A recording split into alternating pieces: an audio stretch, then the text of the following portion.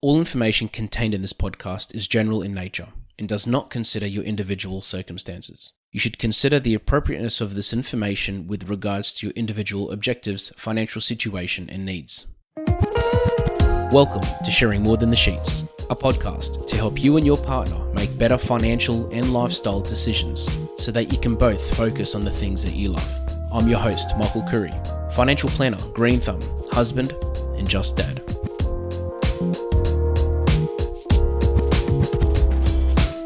I want to talk about choice and the power of choice. For me, this has actually come up in conversation with some clients over the last couple of weeks. And to me as an advisor, my job is to help people achieve their financial goals. And my job is also to help discuss these goals. Many times when I talk to someone, they don't really know exactly what they want. They don't know exactly when they want to retire. They don't usually know exactly how much money they'll need. They also don't know exactly how much they want to spend on a holiday, for example. But something I always talk about and I like to discuss is the power of choice and the power of having the choice to do something. And this is so powerful. And just as an example, I'll talk to somebody sometimes that will tell me that they would like to retire, that they never want to retire, for example. You know, they love their job, they love their career, they love their environment, where they work, their friends, everything. And they'll say they never really want to retire. They're just happy to keep working. And then they'll say, oh, look, maybe I'll retire at 70 or 80, for example, or 75. And what I'll then come back with is, wouldn't it be nice to have the choice but to do it earlier? And that's usually followed by a yes. And what I mean by that is, you might be in a position where you actually love what you do and you'll probably always work in what you do. But as an example, going back to the example I was just giving you, this person might potentially want to retire at 60. They may want to retire at 55. They may not, but the whole point is to have the choice, because you're better off having the choice to retire at 55, for example, or 60, and just keep working, than not have the choice to retire at 60 and want to stop working. The other thing is that there's many different things that can pop up in this scenario. For example, as we get older, our health changes. So someone might be in a perfect job, they might love it, everything might be amazing, but suddenly their workmates change, or the ownership of the business changes, or the industry changes, and suddenly they're not enjoying work anymore. Or maybe the industry, maybe they're made redundant, and that type of industry wants someone younger, for example. Maybe technology comes in and changes the way things are done, and that person doesn't enjoy that type of role anymore. You don't know what's going to happen. Your partner might have health issues. You might have health issues. You might have grandkids you want to spend more time with. Having the choice to retire earlier is so powerful, because I've seen it firsthand with clients that get to an age and decide to retire earlier, much earlier than they wanted to. But because they've worked so hard, they're able to retire earlier. They've got the choice. And they work because they want to, not because they have to. And again, that in itself is so powerful, because it just means that if somebody doesn't want to do a particular job, or they don't want to work for a particular person, they can literally quit and the next day start doing volunteer work. They can decide to work in something completely different. They can choose to work 1 day a week instead of 5 days a week. Having that choice gives you the ability to do that. Now let's talk about not having a choice. And I can tell you what that looks like, because I hear it from people firsthand. And not having the choice, for example, to retire is hard. It's very hard from a mental health perspective, from a financial perspective. It's very, very difficult when somebody wants to stop working, or they want to reduce their work, or they have to reduce their work, or they have to stop working for whatever reason, and they can't afford to financially, because they just assume that everything was going to be okay. And having no choice can have, as I said, a severe impact on someone's mental health, on someone's physical health, and it can impact relationships. And suddenly someone that's spent 50 years of their life, 40 years of their life working hard, working very, very hard, in a full-time job is not able to enjoy the last years of their life, or they're not able to see the fruit of their hard work. And to me, I get upset when I see situations like that, because all it would have taken is some financial advice or some guidance or some direction. And that person, if they had received something like that 5, 10, 15 years ago, would be in a much different position. Of course, when they come to me in those scenarios, I can help, of course, but it's what I can do is very limited because we don't have time on our side. Now, moving away from retirement, when I'm talking to someone younger and we're talking about savings goals, investing, buying property, having the choice to do things makes a big difference. As an example, I met someone the other day that would like to buy a farm, and they would like to buy this farm in about 10 years' time, and they're not exactly sure if they do want to buy the farm. They're not sure if they buy it, they're going to move into it, or what the story is. And the idea was and we essentially worked out that person would like to have the choice to buy that farm in 10 years. And through that, a strategy, for example, could be building an investment strategy or a savings strategy, or having something in place, working towards some type of goal to have the choice to buy that farm in 10 years.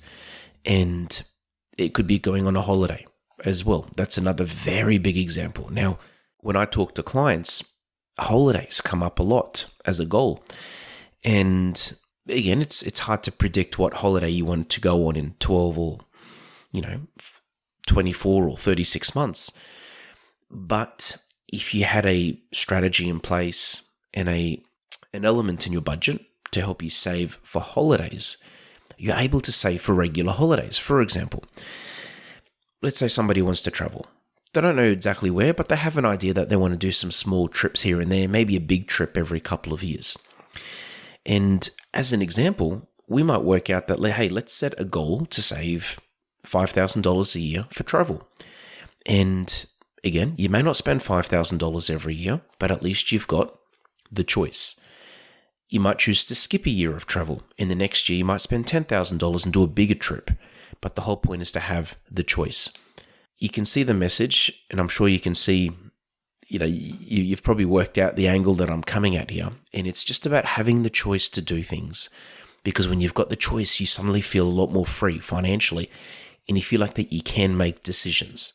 Another thing is having the choice to do things, whether it's to retire or buy a property or go on a holiday. It actually helps you from a financial perspective in other areas. As an example, when I'm working with a client and we are working towards a really good budgeting strategy, and they've built up their savings and they can see their savings is growing and they can see that they're going somewhere, it actually builds a lot of momentum, and it actually creates a lot of motivation, because suddenly that couple can look at their account and think, wow, we're actually saving money. Like, we never thought we'd ever have this much in savings. Well, we thought we could, but we didn't know if it was possible. And when someone can actually see savings or investing or something there, it actually unlocks other possibilities. And suddenly something which seemed almost impossible seems easily achievable, and other goals are created from there.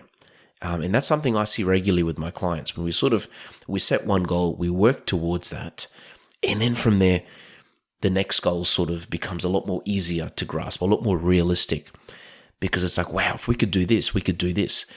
And again, having the choice, having that choice factor, it just it creates that motivation. It creates that positivity in a way, because a couple's achieving a goal together or goals together, and they can see that whatever they're doing is actually working and that they're on the same page.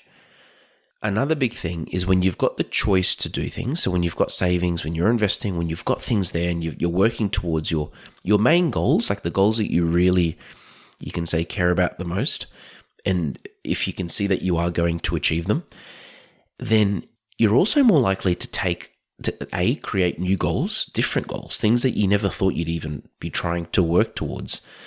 And secondly, it actually makes you a lot more confident to take risk, because if you are you've got this money aside for X, Y, and Z, and you know that these are going to be achieved, but you find that you still have funds available after that, or you've got excess savings essentially, or surplus, that you can take risks with that money. You can either create new goals, or just naturally you'd feel a lot more comfortable taking risks with those funds, because you know that if this doesn't work out, or if it doesn't work out as well as you'd like it to, at least your other goals are on track.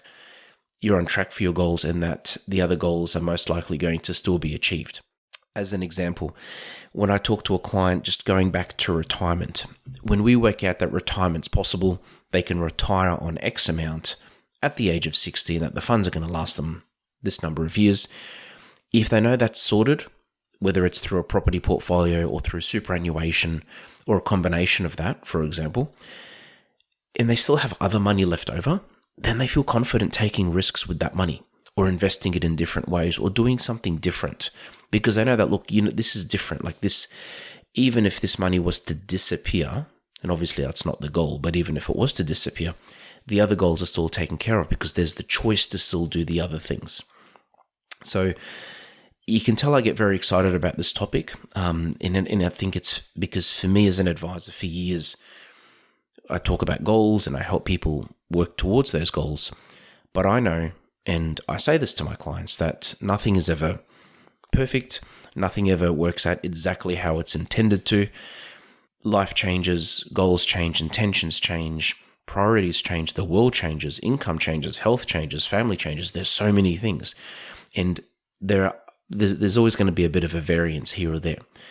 But having a plan is better than having no plan. And having choice is better than having no choice. So I hope this video prompts you to think about whether you are working towards your goals, and whether you are giving yourself options and choices in the future. And if not, touch base, message me. I get lots of messages with questions regularly. People wanting to just have a chat. I'm always happy to have a discussion on the phone, even a 15-minute phone chat, just to talk about your situation. But just if there's anything I want to send out today, and if there's any, you can say, action item I'd like to give you, is to think about what your goals are, and to think about whether you're working towards those goals, whether you have a plan to work towards those goals, and whether you're actually following it. And if not, you're at the risk of not having the choice to do things when you want to, or when you'd like to. And I feel that you do need to take a step, whether it's you talk to your partner, you sit down together, put your goals on paper, work out what's important to you and how you're going to get there. Whether you contact a financial advisor, just do something, because when you've got the choice, it gives you freedom. It opens up so many possibilities. And hopefully, if you work towards these things, you'll not just do better, not just be better, but you'll feel better.